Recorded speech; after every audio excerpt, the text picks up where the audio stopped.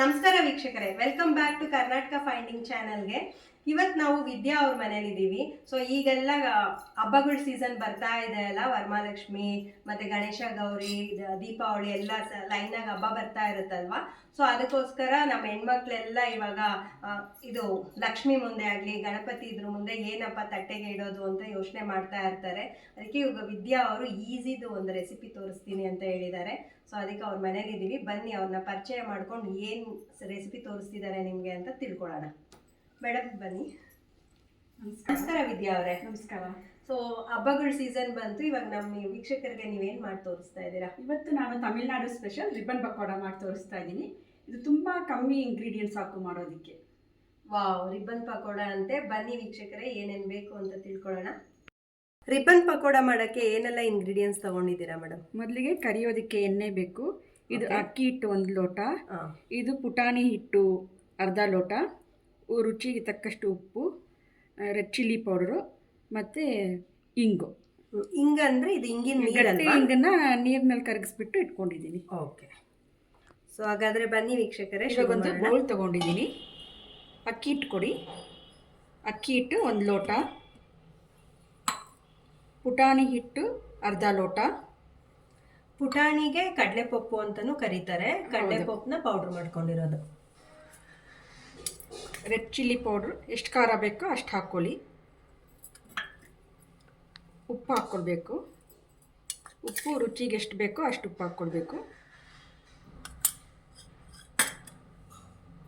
ಇದು ಇಂಗನ್ನು ನೆನೆಸಿಟ್ಕೊಂಡಿದ್ದಲ್ವ, ರಸ ಸ್ವಲ್ಪ ಹಾಕ್ಕೊಳ್ಬೇಕು. ಇಂಗಿನ ನೀರು. ಇದು ನೀರು ಹಾಕ್ಕೊಂಡ್ಬಿಟ್ಟು ಎಲ್ಲ ಬೆರೆಸ್ಕೊಳ್ಬೇಕು.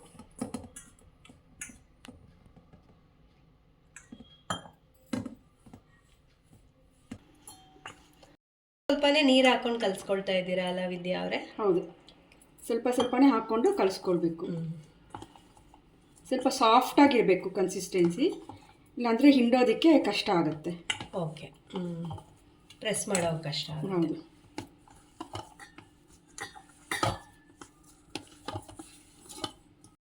ಇನ್ನು ಚೆನ್ನಾಗಿ ನಾದ್ಕೊಬೇಕಾ? ಇಲ್ಲ, ನಾರ್ಮಲಾಗಿ ಕಲಿಸ್ಕೊಂಡ್ರೆ ಸಾಕು. ಎಲ್ಲ ಚೆನ್ನಾಗಿ ಮಿಕ್ಸ್ ಆಗಬೇಕಷ್ಟೇ.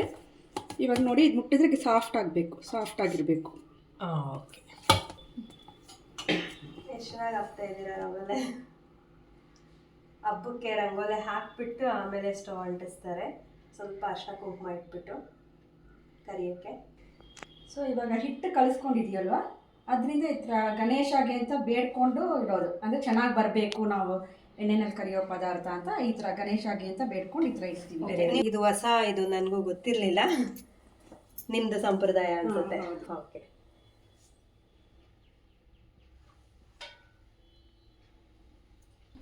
ಸೊ ಇವಾಗ ಈ ಕಡಾಯಿನ ಇಟ್ಕೊಳ್ಳೋಣ ಕರಿಯೋದಕ್ಕೆ. ಎಣ್ಣೆ ಹಾಕ್ಕೊಳ್ತಾ ಇದ್ದೀನಿ.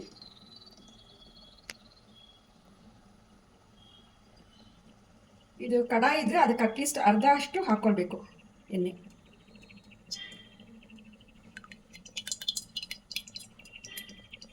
ಇವಾಗ ಎಣ್ಣೆ ಕಾಯ್ತಾ ಇದೆ, ಅಷ್ಟರೊಳಗೆ ಈ ಚಕ್ಲಿ ಒರಳಿಗೆ ಎಣ್ಣೆ ಹಚ್ಕೊಡೋಣ. ಆವಾಗಲೇ ಅಂಟದೇ ಇರುತ್ತೆ, ಹಿಟ್ಟು ಹಾಕ್ತೀವಲ್ವ ಆಗ ಅಂಟ್ಕೊಳ್ದೇ ಇರುತ್ತೆ.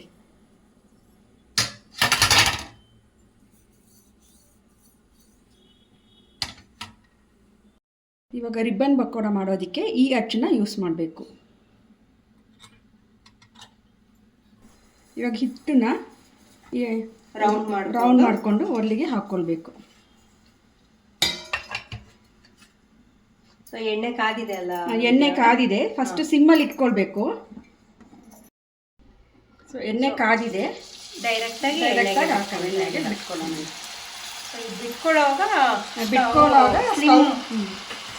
ಬಿಟ್ಕೊಳ್ಳೋವಾಗ ಸ್ಟವ್ ಸಿಮ್ಮಲ್ಲಿ ಇಡಬೇಕು. ಆಮೇಲೆ ಇವಾಗ ಸ್ವಲ್ಪ ಹೈ ಮಾಡ್ತೀನಿ ಸ್ಟವ್ನ. ಸೊ ಇವಾಗ ಒಂದು 2-3 ನಿಮಿಷ ಆದಮೇಲೆ ಸ್ವಲ್ಪ ಇದನ್ನು ತಿರುಗಿಸಿ ಹಾಕ್ಕೊಳ್ಳಿ.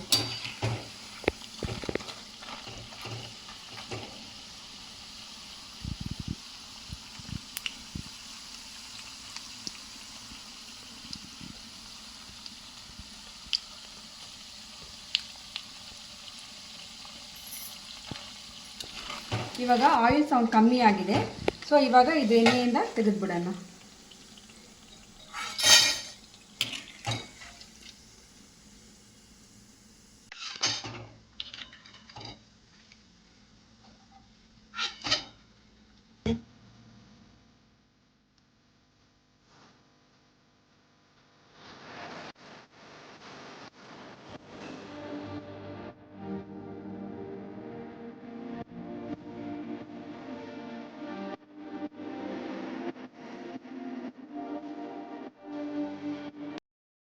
ನೋಡಿ ಹೇಮ, ಟೇಸ್ಟ್ ಮಾಡಿ ನೋಡಿ ರಿಬ್ಬನ್ ಪಕೋಡ.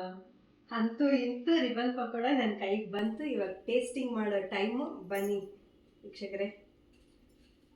ಸೊ ನೋಡಿ ಎಷ್ಟು ಕ್ರಿಸ್ಪಿ ಆಗಿದೆ ನೋಡಿ, ನಿಮ್ಗೆ ಸೌಂಡ್ ಬರ್ತಾ ಇರ್ಬೋದು.